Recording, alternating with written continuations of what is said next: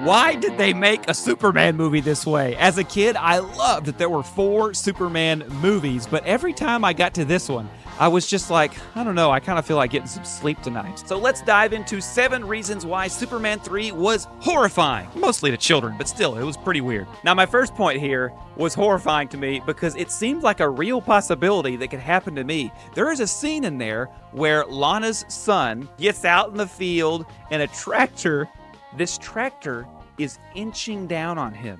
And Superman has to race against time to save him. As a kid, I'd never even thought of a tractor as being something dangerous. I actually loved tractors as a kid.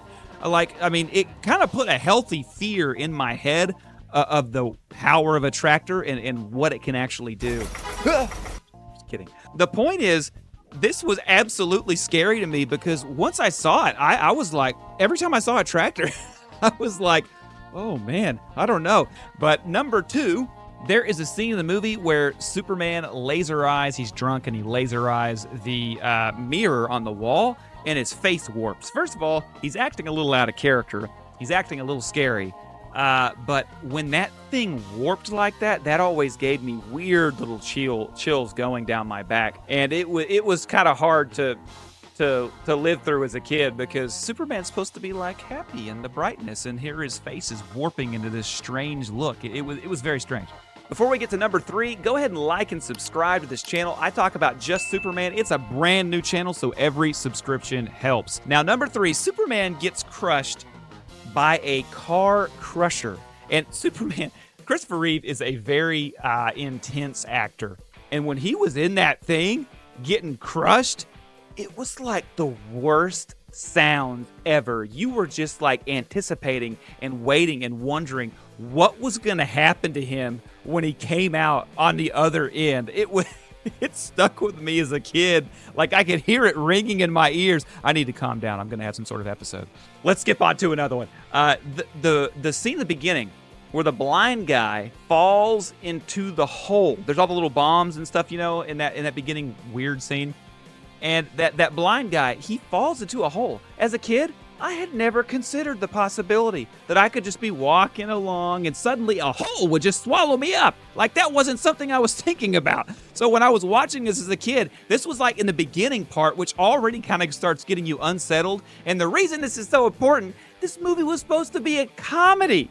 It was supposed to be a humorous movie. They had a humorous actor. They had all kinds of humorous little scenes. And then they have all these uneasy things in there. Maybe that's why they did that, to kind of level out the weirdness. That's actually a pretty good thought. I'd never really thought about that before. Anyways, this is the one that most of you are probably thinking about that made the scene so terrifying, which was the robot lady. She's got this supercomputer that she's built, and I guess it just kind of takes over her. And it becomes her. And when it did, it was getting really scary because obviously as a kid, you don't think that computers can, do that sort of thing. So that was kind of terrifying. And then her eyes, that was the part that got me. Like when her eyes did that, it was just like, oh my, what am I watching? Was this Superman? What's happening?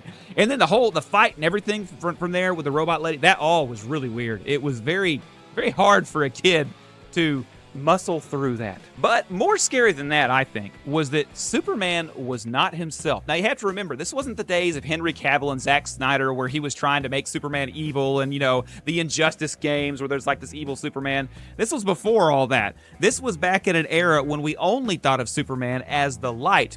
And it really hadn't crossed our minds much, like what would happen if Superman was super dark and evil and we've got him sitting here flicking peanuts. Just a flicking a peanut was obviously like a bullet, enough to kill a person. It was like, oh no, what has happened? And it was quite terrifying when Superman's going around messing with the world, changing things, breaking into oil tankers and, just doing stuff that was just like, if he starts getting deranged, we're in trouble.